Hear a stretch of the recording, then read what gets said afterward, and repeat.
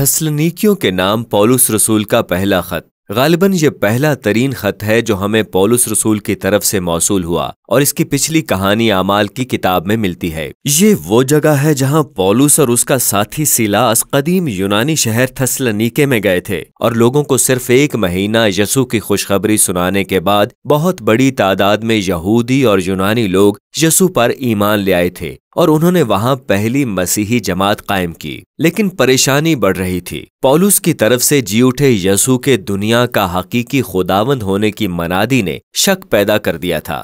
جب مسیحیوں نے یہ کہا کہ ایک اور بادشاہ یعنی یسوع موجود ہے تو بالآخر تھسلنیکے کے مسیحیوں پر رومی شہنشاہ قیصر کی مخالفت کا الزام لگایا گیا۔ اس سے ایذا رسانی شروع ہو گئی جو بہت ہی شدت اختیار کر گئی اور پولس اور سیلاس کو شہر سے فرار ہونا پڑا۔ یہ ان کے لیے تکلیف دہ تھا کیونکہ وہ وہاں کے لوگوں سے بہت پیار کرتے تھے۔ جب اسے تیموتھیوس کی معرفت یہ خبر ملی کہ وہ بہت اچھا کام کر رہے تھے تو یہ خط تھسلنیکے کے مسیحیوں کے ساتھ پولس رسول کی طرف سے دوبارہ رابطے کی کوشش تھی۔ وہ اس شدید ایذا رسانی کے باوجود پھل پھول رہے تھے۔ اس نے یہ خط دو بڑی تحریکوں کے لیے تشکیل دیا۔ پہلے یسوع کے ساتھ ان کی وفاداری کا جشن ہے اور پھر وہ ان کو یسوع کے پیروکاروں کے طور پر پھلتے پھولتے رہنے کا چیلنج کرتا ہے۔ اور پھر یہ دونوں تحریکیں 3 دعاؤں میں گھری ہوئی ہیں۔ خط کا آغاز شکر گزاری کی دعا کے ساتھ ہوتا ہے۔ دونوں تحریکیں ایک عبوری دعا کے ذریعے آپس میں جڑی ہوئی ہیں اور پھر ساری بات کا اختتام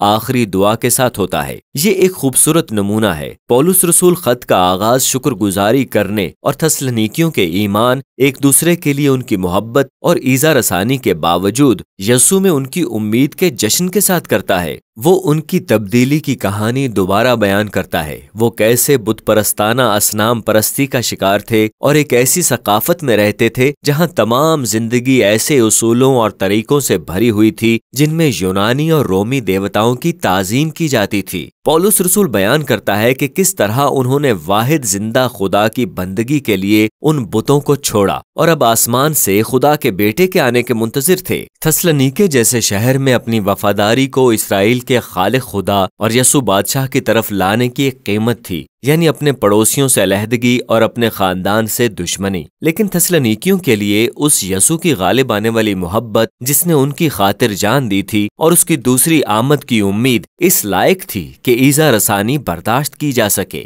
پھر پولس رسول تھسلنیکے میں اپنے مشن اور عزیز دوستی کی کہانی بیان کرتا ہے جو اس نے لوگوں کے ساتھ بنائی تھی، جہاں وہ حقیقی گہرے استعارے استعمال کرتا ہے۔ وہ اس کے ساتھ اپنے بچے جیسا سلوک کرتے تھے اور وہ ان کی ماں اور ان کے باپ جیسا بن گیا تھا۔ وہ کہتا ہے، ہم تمہارے واسطے بہت مشتاق ہو کر نہ فقط خدا کی خوشخبری بلکہ اپنی جان تک بھی تمہیں دے دینے کو راضی تھے، اس واسطے کہ تم ہمارے پیارے ہو گئے تھے۔ یہاں پر پولس رسول ہمیں یاد دلاتا ہے کہ مسیحی قیادت کا مطلب طاقت اور اثر و رسوخ رکھنا نہیں ہے، اس کا مطلب صحت مند تعلقات اور شائستہ محبت بھری خدمت ہے۔ وہ انہیں یاد دلاتا ہے کہ اس نے کبھی پیسے نہیں مانگے، وہ صرف یسوع کے نام میں ان سے پیار اور ان کی خدمت کرنے کے لیے آیا تھا۔ پھر پولس رسول ان کی عام ایذا رسانی پر روشنی ڈالتا ہے۔ جیسے یسوع کو اس کے اپنے ہی لوگوں نے مسترد اور قتل کیا تھا، اسی طرح اب پولس کو اس کے ساتھی یہودی ستا رہے ہیں۔ تھسلنیکیوں کو ان کے یونانی پڑوسیوں کی دشمنی کا سامنا ہے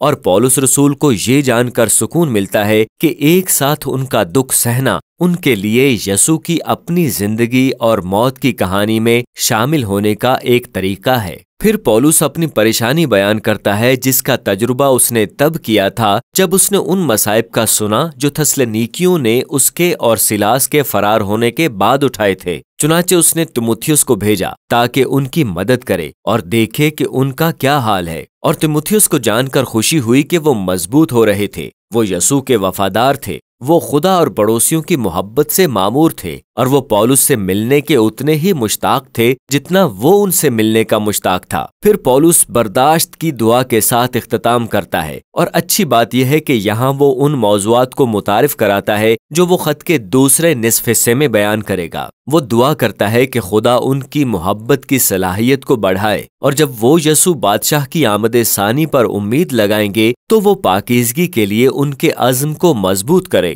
وہ ان کو اس زندگی کے لیے چیلنج کرتے ہوئے جو کہ یسوع کی تعلیمات پر مشتمل ہے، خط کے دوسرے نصف کا آغاز کرتا ہے۔ اس کا مطلب ہے پاکیزگی، اور جنسی پاکیزگی کے لیے سنجیدہ عزم سب سے مقدم ہے۔ اپنے ارد گرد اس بےہودہ اور تباہ کن جنسی ثقافت کے برعکس انہیں وفاداری کے اندر رہتے ہوئے شادی میں جنسی ملاپ کی خوبصورتی اور طاقت کے تجربے کے متعلق یسوع کی تعلیمات پر عمل کرنا ہے۔ پولس رسول کا کہنا ہے کہ خدا جنسی بے راہروی کو سنجیدگی سے لیتا ہے، یہ لوگوں کے وقار کو بے عزت اور تباہ کر دیتی ہے۔ یسوع کی پیروی کا مطلب دوسروں سے محبت اور خدمت کا عزم بھی ہے۔ چنانچہ پولس رسول انہیں ہدایت دیتا ہے کہ مسیحیوں کو چاہیے کہ شہر میں قابل اعتماد لوگوں کے طور پر جانے جائیں، جو صرف پیسہ کمانے کے لیے محنت نہیں کرتے، بلکہ اس لیے کہ ان کے پاس اپنے لیے اور ضرورت مند لوگوں کو دینے کے لیے بھی وسائل ہوں۔ اس کے بعد پولس رسول بہت سے سوالات کا ذکر کرتا ہے جو تھسلنیکی مستقبل میں یسوع کی آمد ثانی کے حوالے سے کرتے تھے۔ کلیسیا کے کچھ مسیحی حال ہی میں مر گئے تھے، یعنی ان کو شہید کر دیا گیا تھا، اور ان کے دوست اور گھر والے آمد ثانی پر ان کی قسمت کے بارے میں سوچتے تھے۔ پولس رسول بات کو واضح کرتا ہے کہ غم اور نقصان کے باوجود موت بھی مسیحیوں کو یسوع کی محبت سے جدا نہیں کر سکتی۔